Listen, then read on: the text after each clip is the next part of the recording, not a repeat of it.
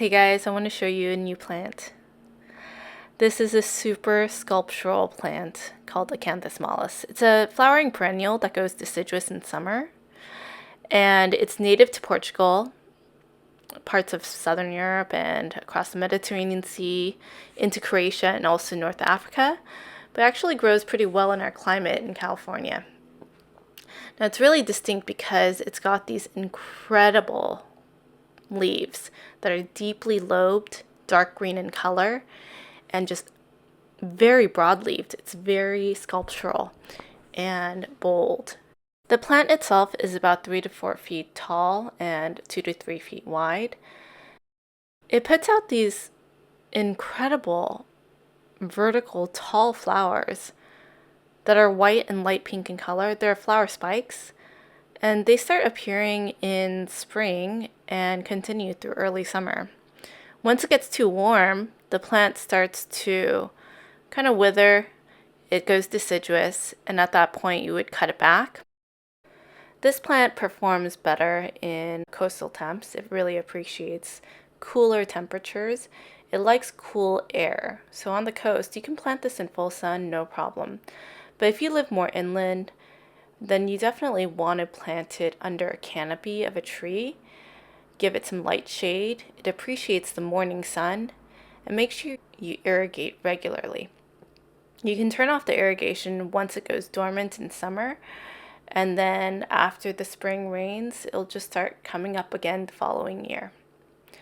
This plant is also deer tolerant, so that's a good thing if you have issues with deer munching on your plants. I know deer love all sorts of plants, so it's a good option to bring some texture, contrast, and some flowers, and to really light up that shady spot.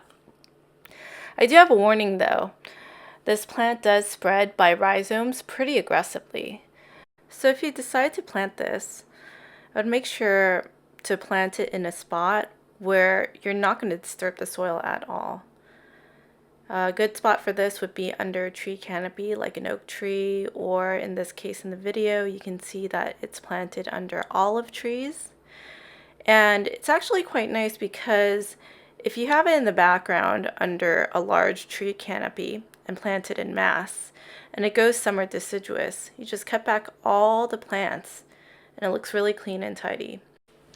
But if you plant this in your garden bed with all your other plants like shrubs, other perennials, there's a higher chance of accidentally cutting the roots of the acanthus and thereby multiplying the plants. That's how it can be invasive. Also, it's a good idea to deadhead the flowers because the flower seeds can produce new plants. And it definitely can be invasive, but in California, it hasn't been a problem unless you really neglect the plant and really disturb the roots.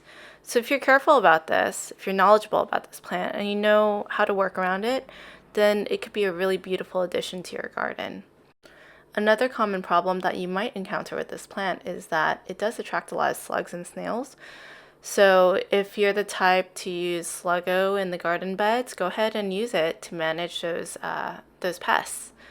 But otherwise, it really doesn't have any other problems. It's a beautiful, bold plant, and it really lights up a shady corner with the white and light pink flower spikes. Pretty spectacular.